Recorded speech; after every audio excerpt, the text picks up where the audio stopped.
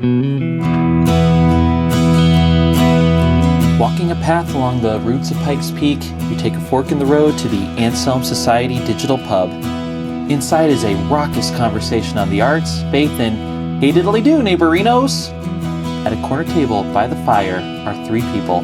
One of them is doing okely-dokely, and that's me, Matthew Milma.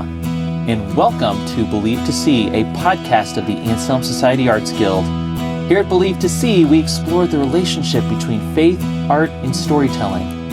Our goal is to help you connect the great story, the great stories, and our own stories in order to understand what it means to live with a Christian imagination.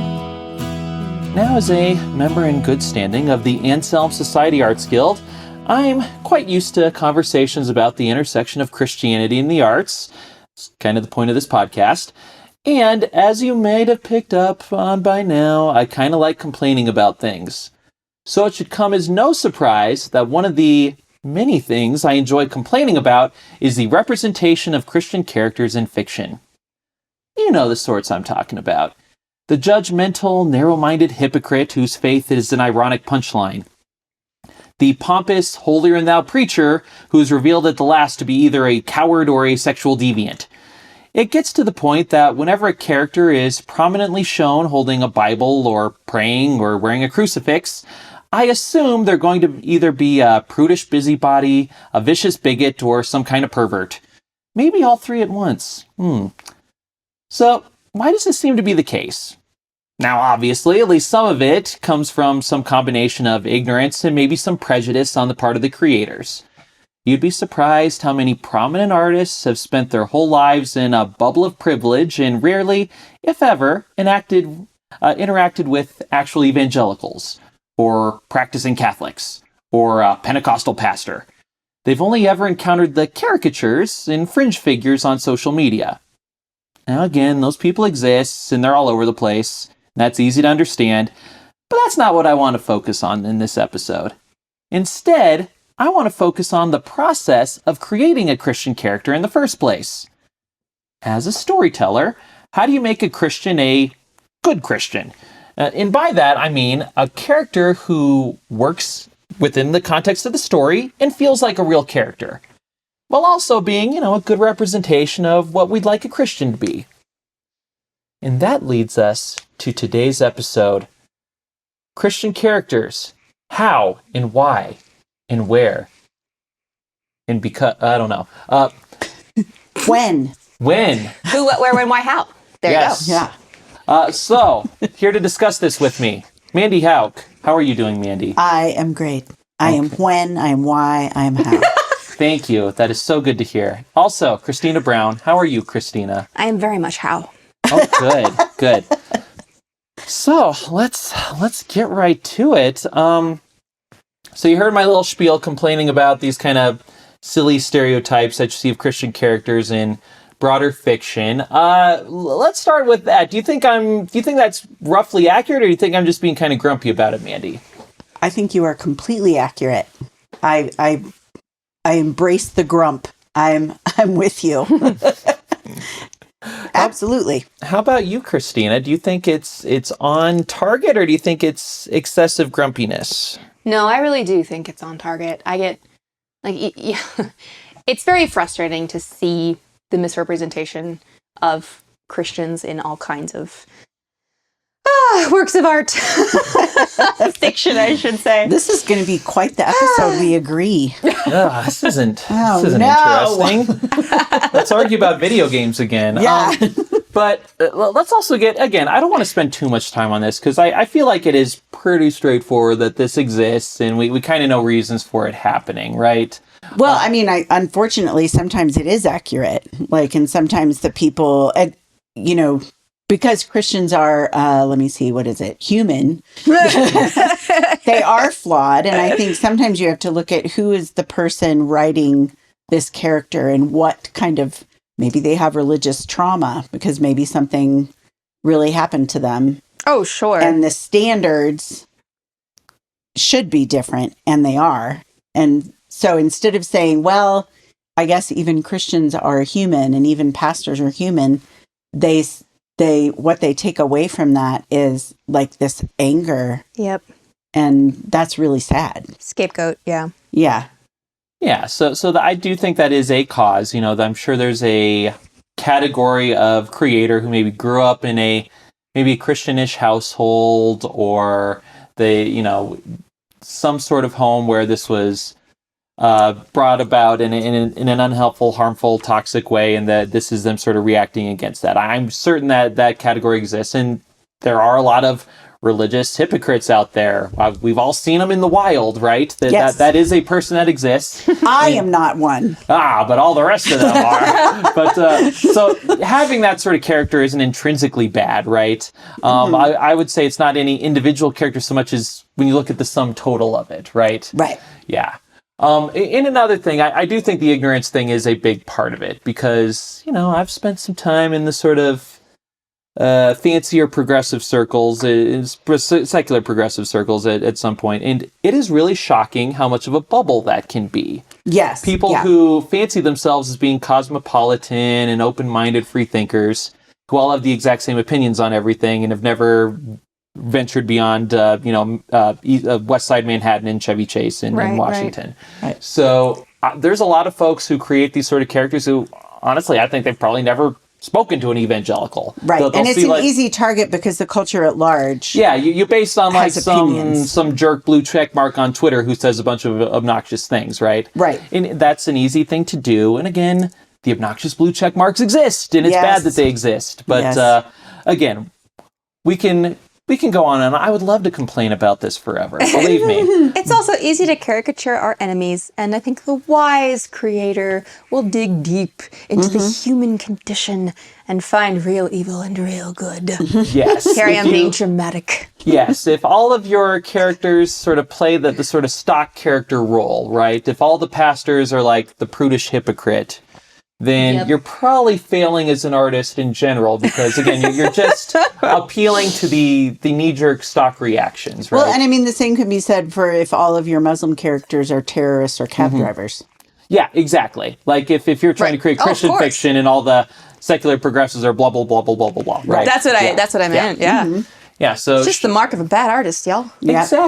Exactly. So what we want to do now is get some marks of good artists. Yes. So let's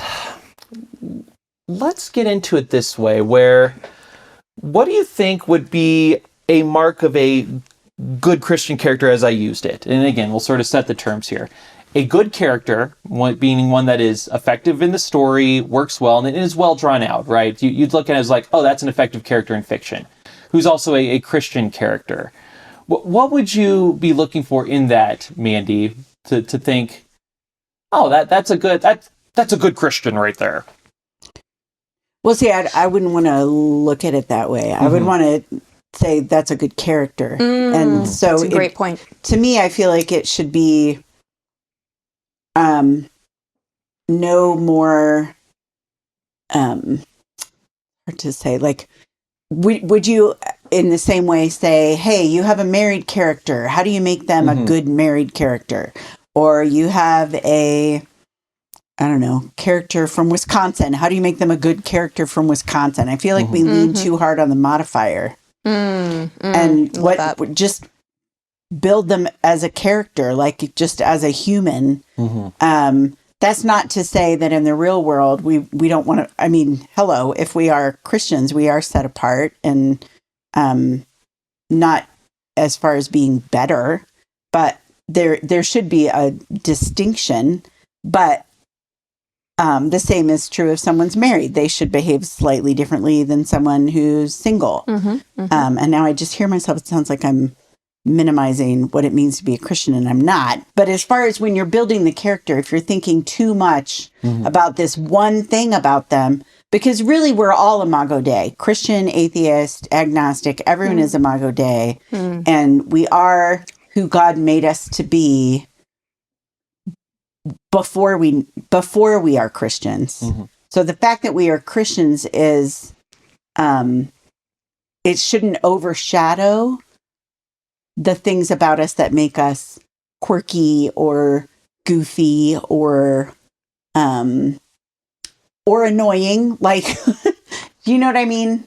Yeah, no, absolutely. I feel like I just talked in figure eights because I was trying so hard not to offend. No, I actually thought it was really wise. Oh, You did okay. well. You did Good. well. Yay. They're very wise figure eights. The elegant figure eights. Was I a good Christian character You right were there? a very good Christian character there. Okay, good. Yeah. Well, what do you think, Christina? When you think what you're looking for in like a quote unquote good Christian character, what are you thinking of? In consuming, you know, as a consumer? Is that what you mean? Sure. Okay. Honestly, kind of to Mandy's point, like I'm just looking for someone who's real. I think someone who can sit in the suffering of others is really big for me. Like, again, I think when I see Christians portrayed that are just judgmental and casting their, like, oh, well, holier than thou, you ought not to do that, you know, that really gets to me. I think there's so much of, like, sitting in the ashes with people. And when I think real good Christian characters can do that, it makes me respect that character so much more. Makes me want to hear what they have to say. When I'm seeing a Christian character, I also want to see that they have some depth. So maybe establishing early on that they've had some of their own suffering in their past or endured something, or that they have some layers beyond, you know, I don't know, being a pastor's kid or something. Like, I don't know. I want to see a character who has depth and is able to think before he speaks. I think that's a big one for me too. Yeah, so I think there's points to highlight from what both of you said there. To your point, Mandy, I agree with you. I don't think we should say like a good Christian character should have X, Y, or Z traits, right? Because what does the story require? Like, we all came up with lists of like compelling Christian characters, and some of mine are saints, and some of them are very flawed people. Mm-hmm. And I think it's fine to have that whole gamut. So what I would be looking for the flawed people especially is, do they recognize their flaws and they're trying harder? Mm-hmm. Like, and is their faith informing that? Amen. Well, yeah, I think that's a good. I think the self-awareness is probably what's missing from a lot of these stereotypical Christian characters. There's no self-awareness. They're operating by their rule book, and they're not introspective. They're not drawn that way. They're not drawn as someone who might think about what they have to say or feel anything about the people that they're barking at, or have regrets over the way they treated someone. There's no hint of that in the poorly drawn Christian characters. Yeah, and to Christina's point along those lines is, I would like someone who feels like an actual person. Yeah. So we discussed already how, there are, prudish, judgmental hypocrites out there. I grew up in the church. I'm still there. Sure. Those people exist. They existed like my church growing up. They exist in my church now, but they're not the norm. Well, they exist outside of church too. Hi. Yeah, like most of the people like at my church or like my parents' church aren't like that. They're not like, most of the people at my church or my parents' church are not like that. Most of them are actually trying to live a Christian life. They're trying to be forgiving. They're trying to be loving. They're trying to do all this. So seeing the portrayals where like the mean character is like this awful self-righteous hypocrite, it's like, it's not real. You're taking the exception and making it seem like that's the typical thing. It's just not reality. And so with that in mind, before we get into the examples of the good characters, let's spend some time. Are there any examples of particularly bad Christian characters that you feel like are ineffective, or you think that are not examples of good storytelling? Mandy, do you have some? Well, I do think both of these examples are good as far as they're hilarious. They're entertaining. But they're supposed to be. So Mrs. Kim from Gilmore Girls, she's the mom of Rory's best friend, and she is a very strict Korean evangelical Christian, and just everything is like her daughter cannot, she just, everything is about what her daughter cannot do. And so then the reaction of the daughter is to hide her. She like has all of her forbidden music hiding in the floorboards under her, under the floor, in her room, whatever. And then it ends up leading to, it actually does though lead to a good, thing later on in the series when the mother finds that out and there's this break in the relationship. But then you come to find out at the end that her mother is a super strict Buddhist, and so she's been hiding her Christianity from her mother, and so like they kind of play on it and it ends up being funny. Inside jokes. So yeah. So that almost doesn't seem, now this So may maybe shock I'm wrong, this may yes. shock viewers.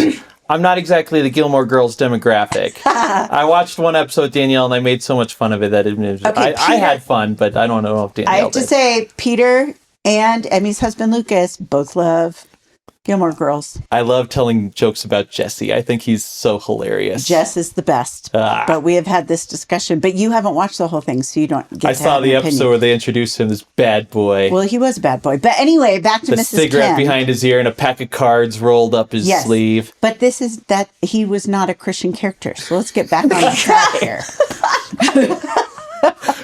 Sorry, that's So, my other Mrs. podcast, making fun of Kim- Jess. Yeah. Yeah. Yeah. So Mrs. Kim, I mean, they do it. It's very like winking at the viewer. And I guess my other example is the same because it's Sheldon's mom in Big Bang Theory. Have you ever seen her? Yes. It's really, it's hilarious. But it's very stereotypical because she's all about, it's just the rule book kind of Christian. So both of those, I wonder, I feel like you could make a decent case that they're both actually pretty effective characters. And again, I don't know Mrs. Kim and Gilmore Girls. I only know about Jess. But it sounds like they kind of gave her some depth with that. Not Or do you for think, a while. okay, so that was like a later add-on. For a while, she was just sort of the... Yeah, for the Okay. first She was probably the trope, the Christian trope. For a yeah, while. for the but it was funny because the dialogue is written funny. But the character as being the only representative Right. Christian in the Okay. entire series, it's a little bit annoying, but you Right, forgive right. it because it's hilarious. Okay, so now let's get to Sheldon's mom then, because I only watched the first couple seasons of Big Bang Theory. I don't know a whole bunch about it, but my impression was that Sheldon's mom was seen as kind of a positive character. Am I wrong about that? She's sort of positive, but she's positive in all of these very I still think she's funny. But it is all very like they lean really hard on stereotypes. And so she's I think later on there are some later in the series there are some moments where there's a little more depth to her, but for the most part she's just written to be a foil. But it's effective because she's a great actress and the dialogue is funny. I don't think it's nearly as well written as Gilmore Girls, but it's still funny. Okay, so I have a couple. They're kind of bit roles, but that almost makes it worse because it's like the throw-in characters, right? Yeah. Yeah. So the one I'm thinking, I did a whole episode in the early days of the podcast. If you really want to go back in time, there was one show that I hated so much. I brought in Once in Forever Arts Guild member Ashley Coles. Buy her book Daughters of Bronze out soon. It's going to be fantastic. But first buy Horses of Fire. Yes. Buy Horses of Fire first, then buy Daughters of Bronze. Yes. Yep. Fantastic. But anyway, she is a big fan of Anne of Green Gables, and I appreciate the books too. And Netflix did this awful gritty reboot called Anne with an E, and I hated it so much. I didn't even try it because I heard ahead of time that it was terrible. Same. Terrible. Same. So basically, they tried to make it all edgy and like stupid paint by numbers way. But one of them is what they did to the pastor, right? Because in the book, the pastor Anne describes as a kindred spirit. Yeah. He's this very kind, very well-read man, and him and Anne like talking books and literature together. He's a good guy. But in the gritty reboot, he's talking about to Anne about like, women shouldn't read. All these really. So you can tell it's hate very that. lazy stereotyping. The book, which was written at the time, was they acknowledged the obvious truth. Like a lot of pastors enjoy talking about books with young people and think that women should read. But they're like, it'd be edgy. Yeah. So that drove me nuts. Another one, again, I'm not exactly the target audience here. Y'all see musical Hairspray? Yes. Oh, that's what I actually have seen. Yeah, so the movie version of it, I don't know if it's in the musical, like the play, but there's one character, her daughter's played by Amanda Baines, and she's the white girl who ends up dating the black guy, and her mother is seen as very religious and very against this. Right. So they tie religion and racism. Yeah, so they make her very obviously religious, but in a really stupid way. Where they show the mother has this classic Catholic crucifix with the corpus on it and everything. It's obviously Catholic, but it's hey bros, Catholic doctrine at the time taught that these racist attitudes were a grave sin. Right. So if this woman's so religious, she should not be defying her church in this way. That's true. So it's it was the easy stereotype. We assume the religious person's a bigot. Right. But in a way that's nonsensical because, again, if she really was a faithful Catholic, she would not be defying her church in that way. Right. Interesting. So those are two that really got to me. Two of the many. Well, actually, your first example reminded me of Scarlet Letter, the religious characters. And hello, that's Nathaniel There's Hawthorne an has some example. stuff he needed to work out. Yeah. Is this really about the Nathaniel. Puritans anymore, Nathaniel, or is this about you? Yeah. Yeah, the Puritans made you do it. Okay, cool. All right, Christina, any examples of the bad ones? The bad, it's funny. I always know when I see them. And when someone mentions them, I'm like, oh yeah, that. I try to put that out of my mind. But honestly, I think some of the ones that stand out for me that are really difficult are the ones in Christian fiction. Those are the ones that can really get to me. And as a rule, I just don't read. Yeah, see, that's why I don't have those because I don't read Christian fiction. Yes. So I like this because it's bad from the opposite direction. So this is good. Yeah, exactly. It actually is. It's funny because as a writer, it's infuriating on several levels. As a writer, I'm like, dude, really? Come on, man. How is that character? That is the most shallow writing I've ever. No, and then I have to calm myself down. But then there's the portrayal of Christianity itself, and since I know I'm reading a Christian author, I know they are portraying the most. Okay, I say they. I'm not blanketing all Christian fiction, but the ones that I have read can get to me, and some of them are particularly bad in the sense that the kind of Christianity they portray is so shallow that they can't take their characters deep. Their characters are not allowed to have flaws that go deep if they're supposed to be representative of the Christian faith. That's a good point. Yeah. It's so sad. There's a book that shall go unnamed that I recently picked up because I just finished actually a beautiful work of fiction by a Catholic author. What is her name? Marley Human, I think. Anyway, beautiful, tragic, haunting, very good. And then I finished that and I was like, okay, but I need another work of fiction. This one's on my shelf. So-and-so gave it to me. I'll give it a shot. Big mistake. So I was just, reading two back to back was one of those things. And I just told Brian, I was like, oh my goodness, the storyline has so much potential, but the characters and the limits that this writer has given herself make it completely uninteresting. Yeah. And so I was thinking to myself, what if Marley Human had this plot and this story and this historical setting? What could she do with it? Because right now, the characters are so blah and so boring because they're not allowed to have any kind of flaw other than, oh, whoops, I neglected my relationship with God a bit lately. Oh, no. And oh, how dare I? Yeah. And, oh, I shouldn't have had that fight with this woman because she might not forgive me, and now everything I do must be to make amends. And, the fight was already, it was a misunderstood, sort of, it wasn't even I slapped her. It's one of those things that there's no real fault here. There's no real, there's no real situation where you feel like you can identify. And so you're not invested either in the characters or the story. And as a Christian, that hurts. Because I know I've made more mistakes than these Christians that are being represented. And that's sad, too, because if what they're doing, I mean, I don't like any kind of message fiction. So of course, that's another whole, yes. The fact that I don't read Christian fiction is not because I don't like Christians. Obviously, I am one.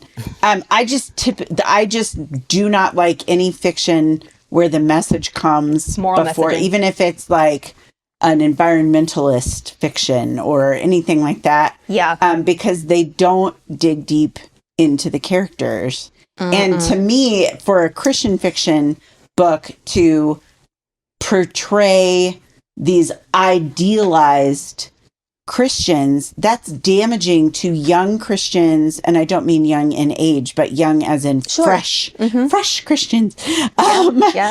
Because what if they think that's how they're supposed to be? And then that can be really... So if your point in writing your Christian fiction book is to make it a ministry and make it a message, then that's even worse if your Christian characters aren't real. Yeah. Because what message are you sending? Right.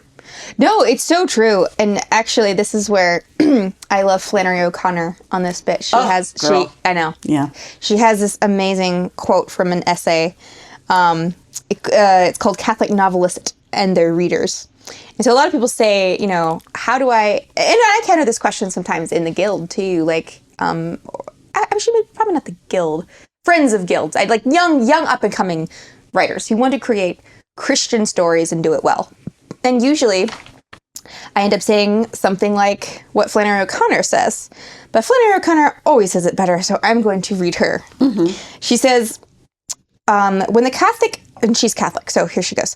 When the Catholic novelist closes his own eyes and tries to see with the eyes of a church, the result is another addition to that large body of pious trash for which we have so long been famous. And she says, the tensions of being a Catholic novelist are probably never balanced for the writer until the church becomes so much a part of his personality that he can forget about her.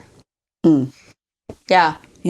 That's pretty profound. But the idea is like you become so enmeshed in the church, like as like the church big C. Big C, yes.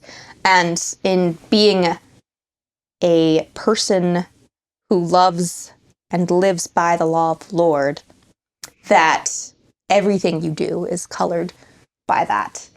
And so, literally and figuratively, I'm thinking of painting, but Right.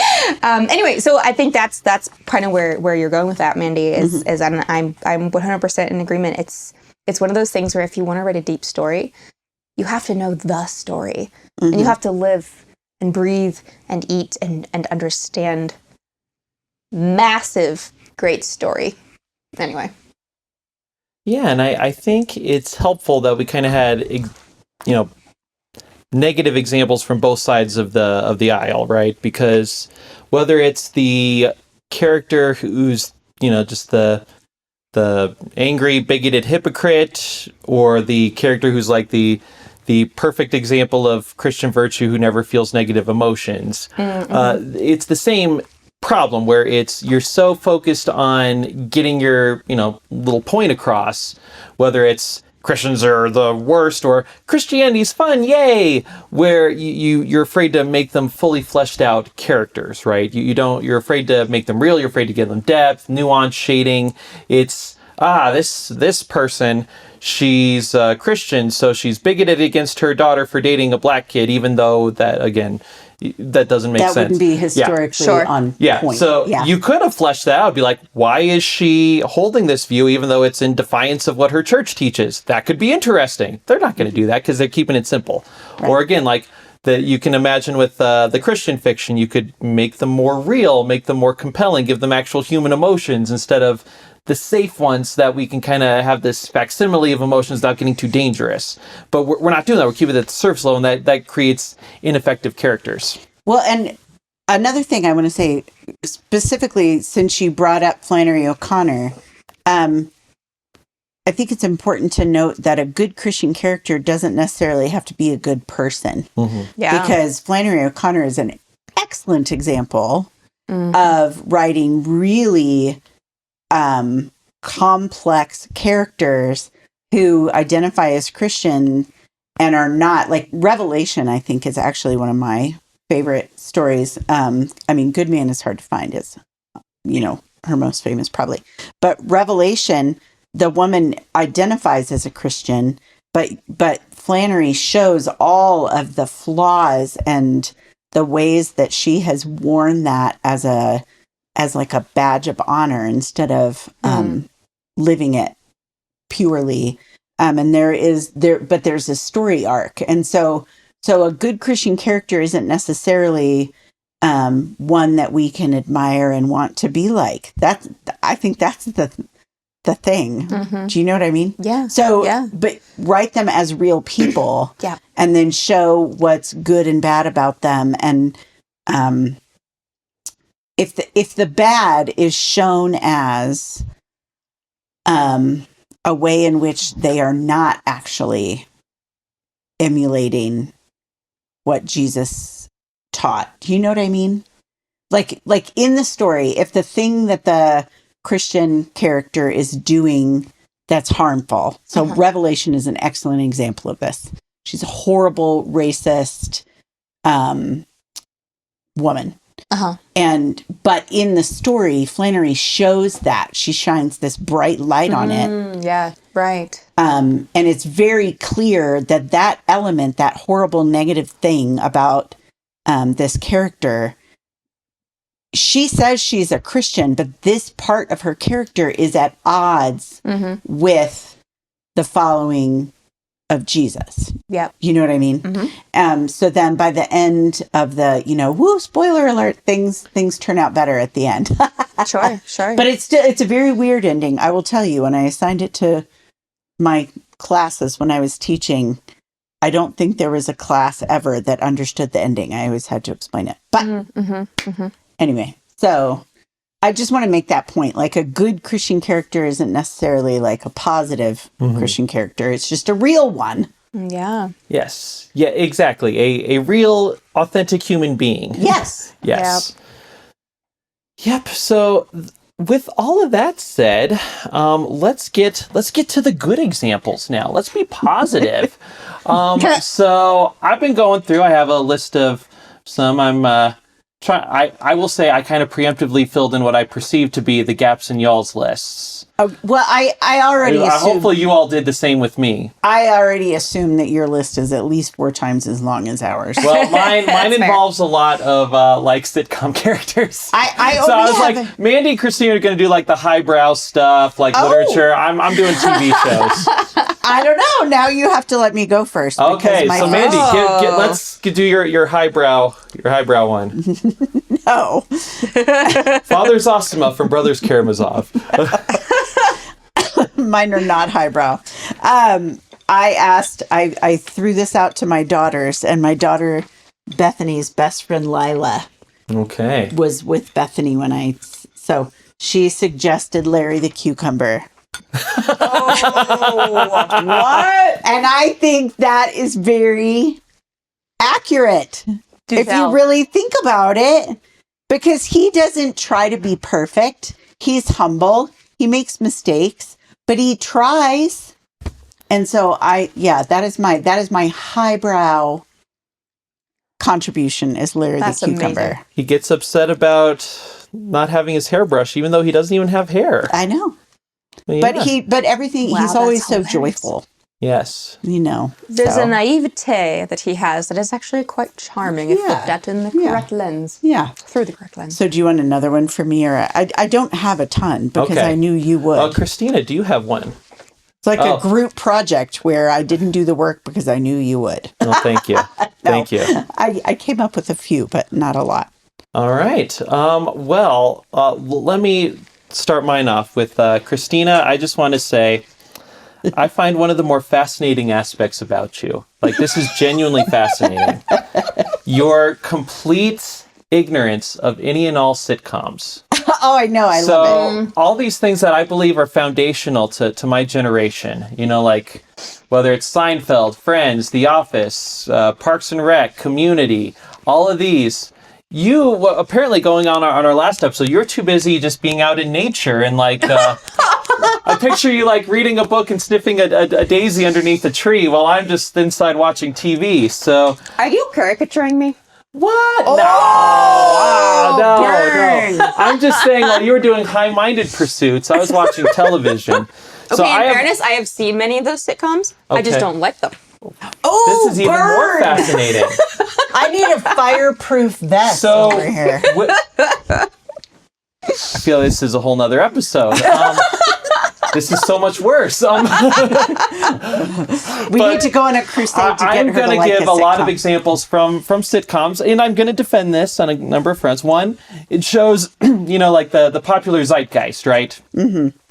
These are things that are popular, and they're also written by people who may or may not have any sort of religious background. So sort of showing what they... So if they do something that's actually compelling, I think they deserve some bonus points. All right. But the first one that I'm going to do is one that I think you will agree on, and that is not from a sitcom, but it is from a series of short stories that later became a TV show. Father Brown, as seen in Father Brown. Ah, yay! Yeah, so Agreed. I'm going to give my spiel. Do you have a spiel to give first, though, Christina? I mean, I should say I have not read his stories. My husband has, Brian has. So I haven't read Chesterton's literature. But as far as fun. Yes. As far as the TV show's portrayal, I actually agree. I mean, I think it's well done because he does have his little annoying flaws, but he also has this deep humanity.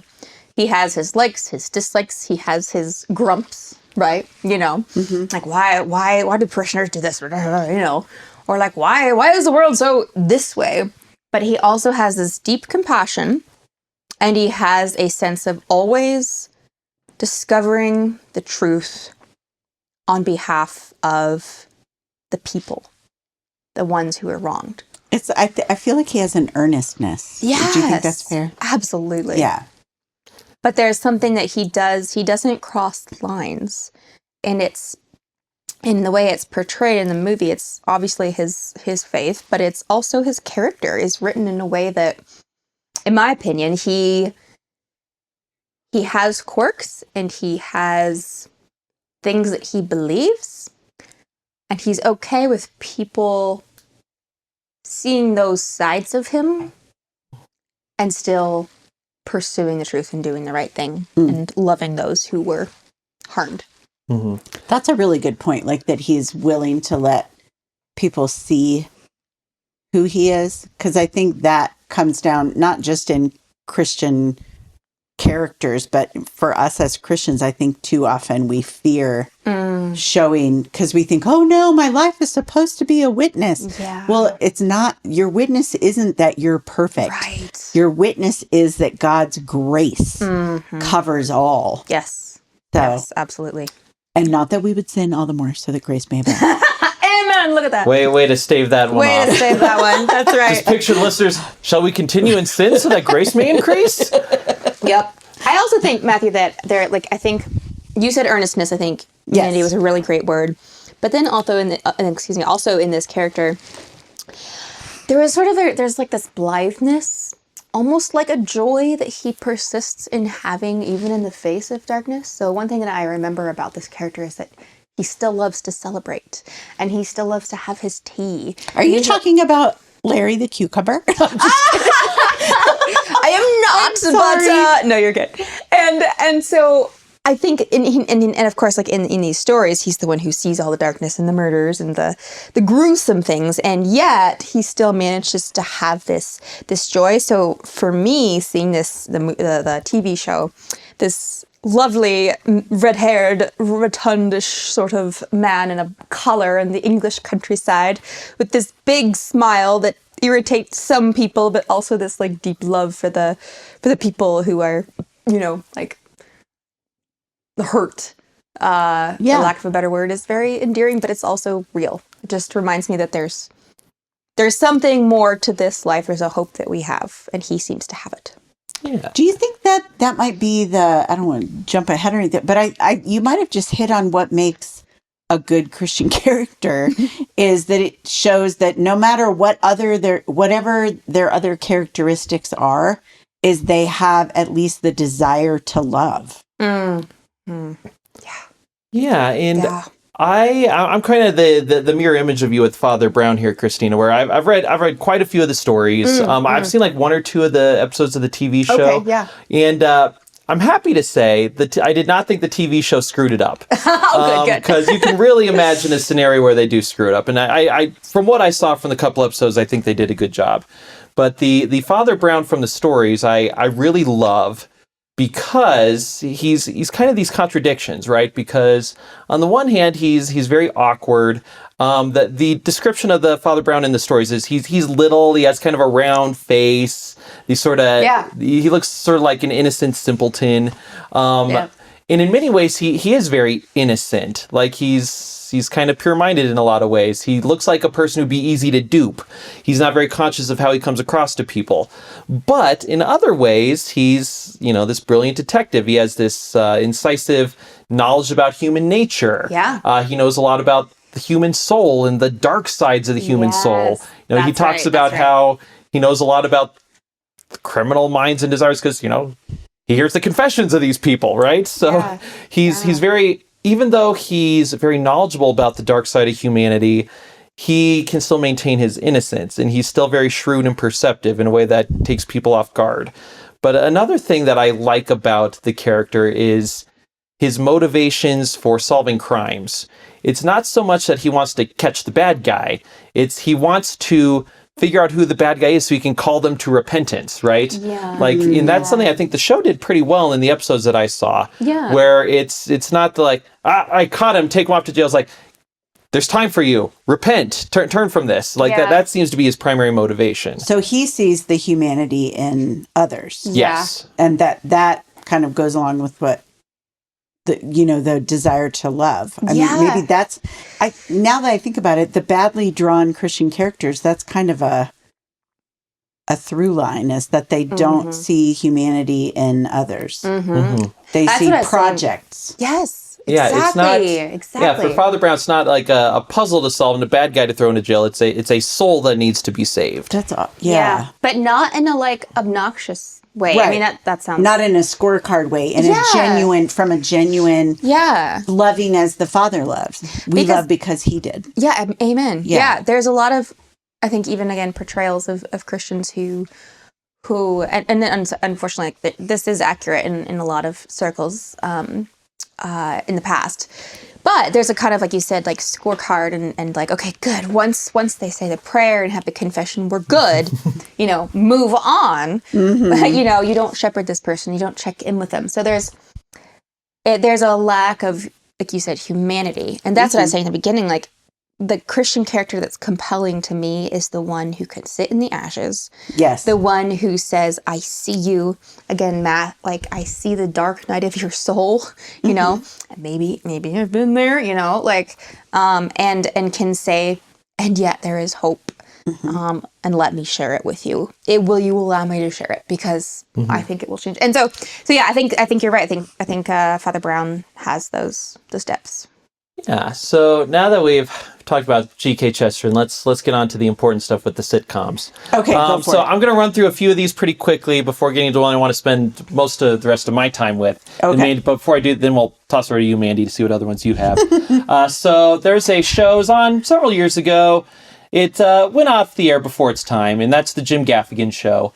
I love Jim Gaffigan. They stopped just as they were getting good, and I think they could have kept going, but it was too much time commitment away from the family, legitimate things. Jim Gaffigan and his wife Jenny, open Catholics, and they seem to be reasonably devout. Their show is kind of a take on their actual lives in New York. Jim Gaffigan is a stand-up comic, and the character of the parish priest, a man named Father Nicholas, really fantastic character for a lot of reasons. One is he is an immigrant from West Africa, which I thought was good because it avoids you think New York Catholic priest, like the grumpy Irish guy or whatever. Right. So this is totally different, West African immigrant, and it's also accurate, right? Because, Yes, developing world actually they're actually sending a lot of priests over to us because we need them.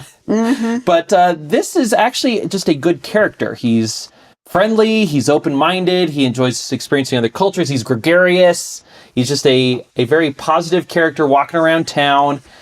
But they also make it so he's not like some just simple, naive innocent, right? Like there's this great episode called My Friend the Priest, where Jim is anxious about having Father Nicholas be in the audience during his stand-up routine because he's like, you don't want a priest in the audience. It's an audience killer. And he's like, okay, Nicholas, you don't want to come in here. Some of the other comedians, they use curse words. And Father Nicholas says, when I was a boy, my family's village was destroyed by rebels. And Jim says, but did they use curse words? Oh my gosh. So really That's great character. perfect. Really recommend that show. Another drive-by one I'm doing. Y'all ever watch the show Unbreakable Kimmy Schmidt on Netflix? Oh, yes. Yes. So good. Yes. Even Christina watches it. Okay. I watched. Yeah. I know. I only watched the first 2 seasons. Well, in season 3, there's a character named Perry. So I was going to say, I'm like, who is he talking about? Perry Okay. is her season 3 love interest. Doesn't take, that's fine. But he's a very good character. He's kind of cool. He's cultured, meets her at school, but he's studying to be a minister. Oh, no. And Kimmy, as you all may know from the opening of the show, she spent 15 years trapped in a bunker. In an underground kidnapped by a bunker. crazy minister, like a crazy reverend. Yeah. He was not exactly teaching Orthodox Christianity here, but still. It's a dark comedy. It's a very dark comedy. Yeah, it is. Yeah. But A little bit film noir. So there's an episode where she goes to a church to try to learn what's going on there. And wisely, they made it a predominantly black church, so they kind of showed off that side of Christianity, which gets overlooked too much. And what they had to say about the whole topic was I thought very thoughtful. Well, that's good to hear. It is. As we continue my drive-through, Kenneth the Page on 30 Rock. Even if you I watch have 30 Rock. still not watched 30 Rock, and It's everyone, so see, you're good. giving me the look It's that everyone. so good. I know, it's not. I just keep forgetting. Do you like comedic brilliance? Yes, I know. I want to watch it. But for those of I you who just may not keep be familiar, like the present company, he's the Page. So he's like this innocent character. He's from like this small town in Georgia, and he's sort of seen as the naive one. Wait, is it the guy that's from Wreck-It Ralph? Yeah. Oh, I love that guy. He's great. So they show him as sort of this naive person, but he puts up with the crap from all the celebrities doing their stuff, has a good attitude. He turns the other cheek. There's this one scene where at a wedding, he doesn't get drunk. He like drinks a Coca-Cola or not. something. But so the caffeine. So he's gonna tell all these celebrities what he really thinks of them. He's like, I've been doing your crap all this time, and I have loved it. You all can kiss my face. I will see you all in heaven. Then he's like, he gives this gesture like he's gonna flip him off. He's actually giving him a thumbs up. It's like he's this innocent person, but he's also a good person, a capable person, and spoiler alert. It's y'all's fault for not watching it. By the end of the show, he ends up running the network and does a good job of it. Oh, how he's not cool. a simpleton. He's not a naive person. He's just an innocent person who I love that. Who sees the best in people. I like that because too often the naive person is shown like they have to be stupid to be naive. They're the comedic relief in that way. Yeah. But the fact that he can look at the world with optimism but not be stupid is beautiful. Yes. So the final one before my real one is Shirley Bennett from Community. And some of you listeners might find this controversial because Shirley is a very flawed character. So Community, please watch it. It's so good. I've never heard of it, actually. It's so good. How It's many so good. seasons? I have tried that 6 one. seasons. Try that one? 6? Yeah, Okay. 6 seasons in a movie. Notice I said that was an tried. inside joke. Sorry. I like most sitcoms. You got to give me. I can't like everything. Okay, Gotta give her a little more credit. You know Shirley though. She's the Yeah. Okay, so she's like in her late 30s when the show starts. She's sort of the black church lady, that sort of character. And like I said, she is flawed. So she's a gossip. She uses guilt as a weapon. She has thinly veiled rage issues. She's not a perfect character, but she recognizes her faults. Yes. That's good, though. And you see That's her the grow as a point. person throughout the episodes. Yep. So that's why I think she's a very compelling character because she's very openly Christian and she is working at it using her Christianity, even though she is a flawed person. All right, so those are my drive-bys. Mandy, do you have any before I get to my main one? I do. I have one from a sitcom that I don't even know. I'm sorry. I know I always talk about how old I am. Fine, whatever. Have you watched MASH? Okay, it's my husband's favorite show of all time. I don't care for it. Yeah. But you dumped on Community, so I feel fine to say that. Yeah, but MASH is... Community is a masterpiece. Okay, we can compare, like, Emmys, because probably...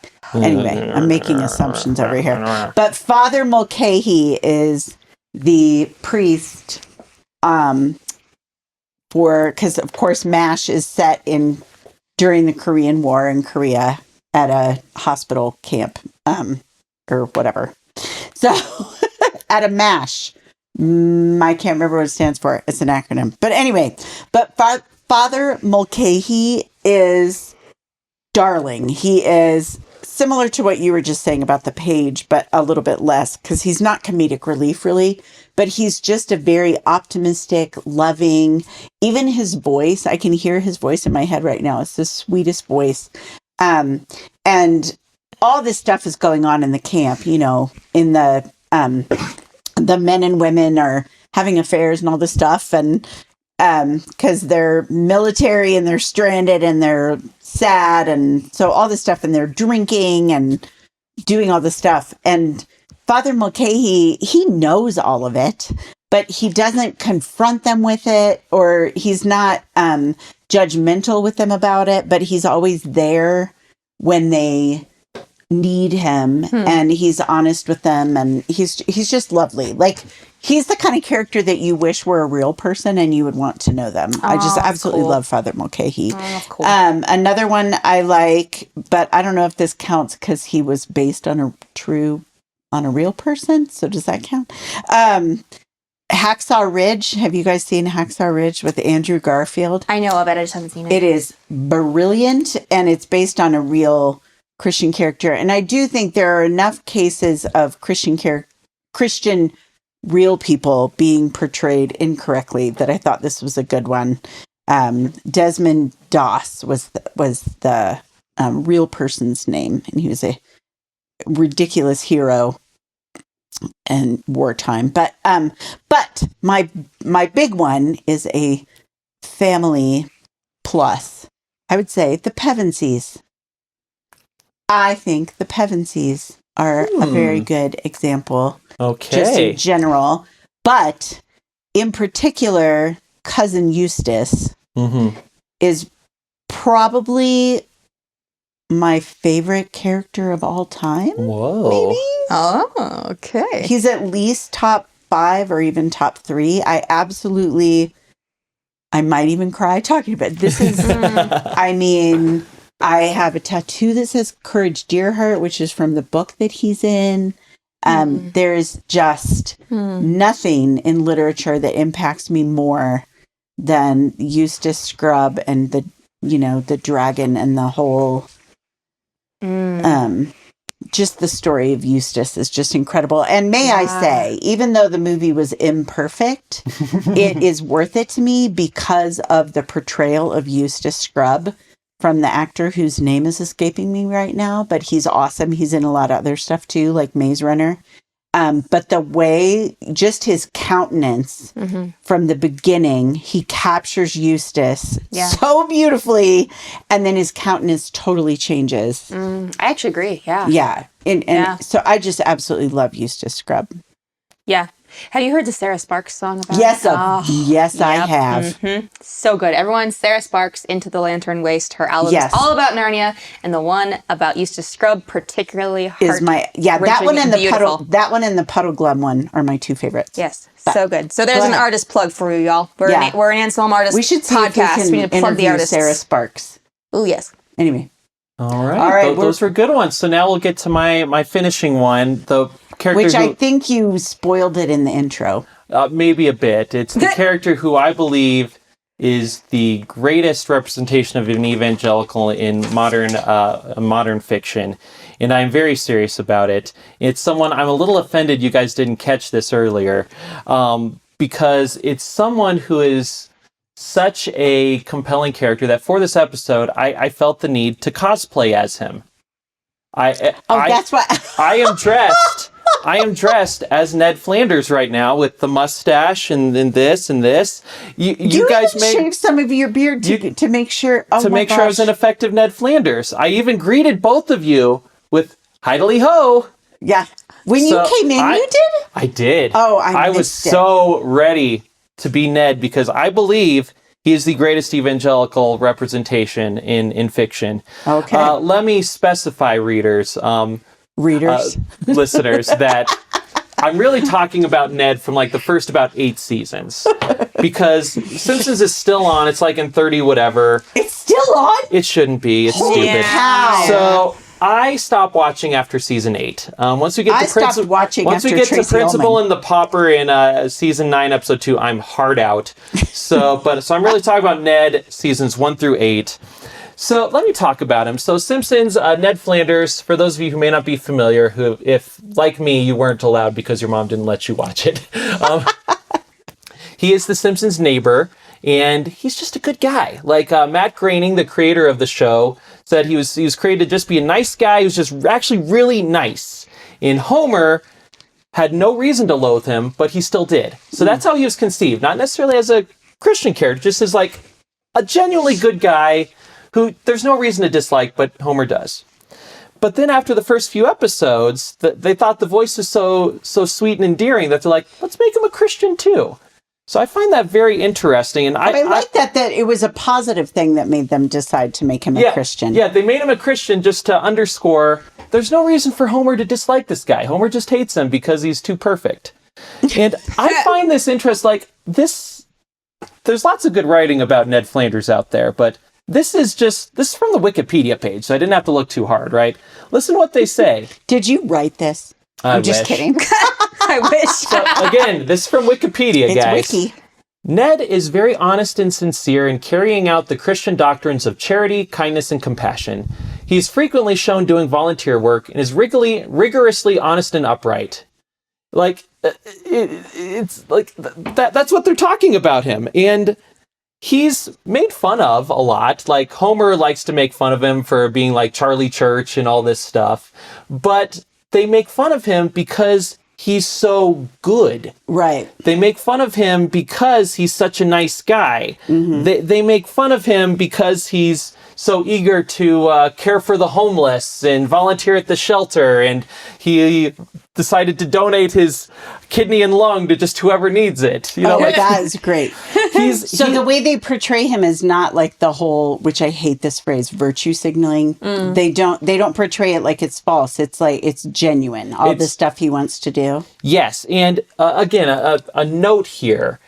After I'd say about season 11 or 12, Flanders got Flanderized, and this escaped into the popular culture beyond this. But what Flanderization means is a character, especially in like a sitcom or a TV show, it's like one aspect of the character among many becomes the one defining trait. Yeah. So like if a character is kind of a multifaceted character, but he's sometimes a little slow on the uptake, by the end he's just like an idiot, and like he's just a raging moron.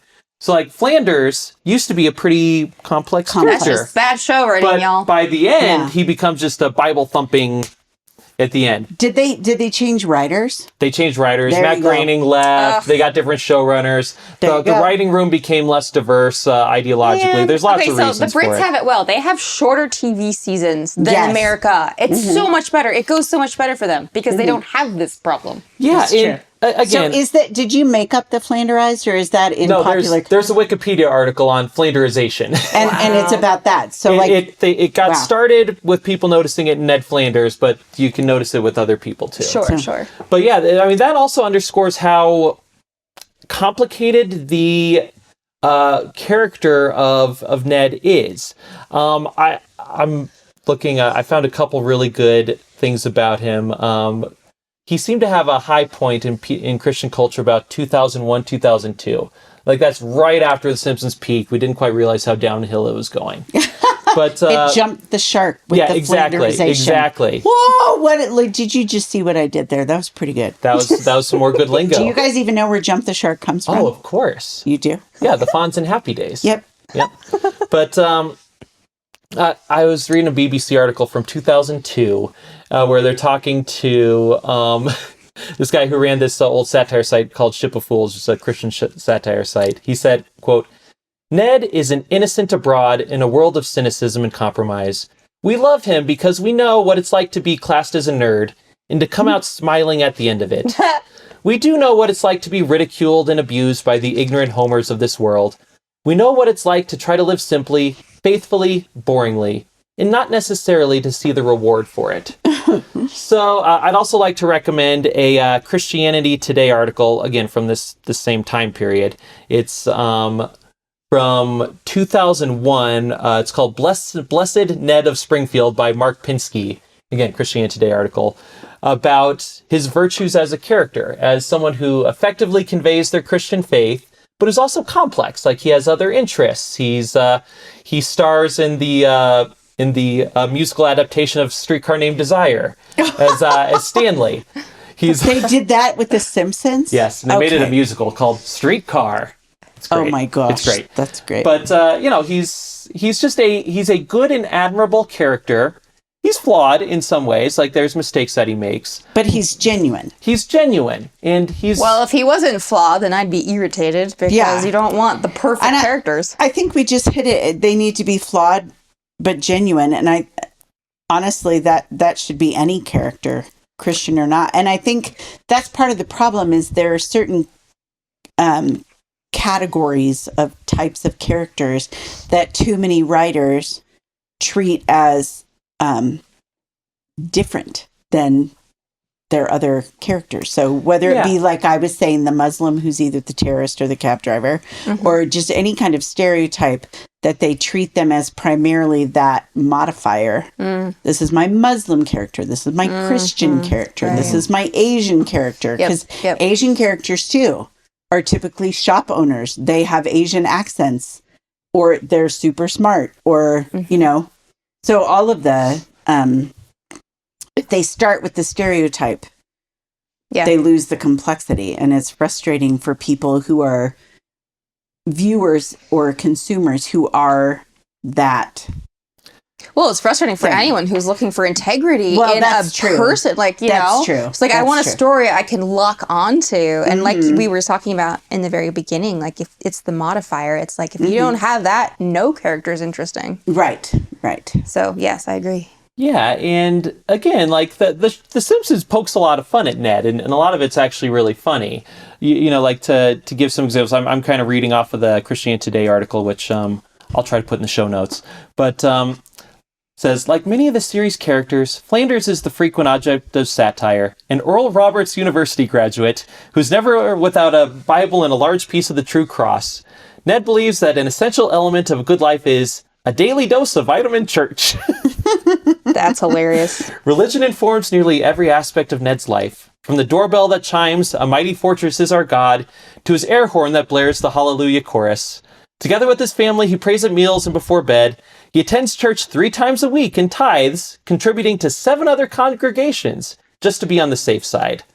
Like, he's a silly character, but it comes from a sincere place, and kind of unusually among other Simpsons characters, especially in the early seasons, that seemed to be a genuinely sincere place. Like, he will genuinely do good works for people. He genuinely cares for the poor. He genuinely is a person of moral integrity.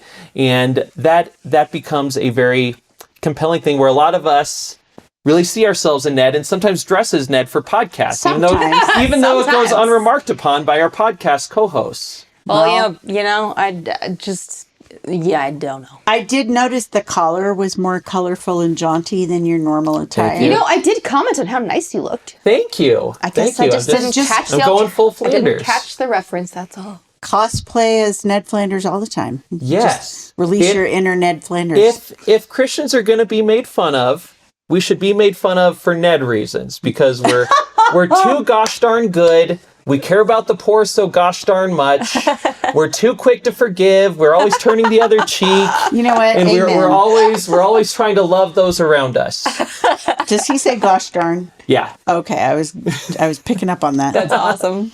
All right. Well, so just to sort of put a capstone on that, I highly recommend this very old Christianity Today article. Again, it's from the February 2001 issue by Mark Pinsky, Blessed Net of Springfield. It's still available on the internet. Any other closing thoughts on Christian characters? No, I really like where we came to with that. Like, I feel like we've concluded, we've done the work. People. Yeah. I just think I want to say that if you're trying to write or create a Christian character, I would just close with saying, be real, be honest, look at yourself before you try to write someone else onto the page. I think it's one of those things that we can't do enough of, is look inward with the love of Christ upon ourselves, and only then I think can we write really compelling characters.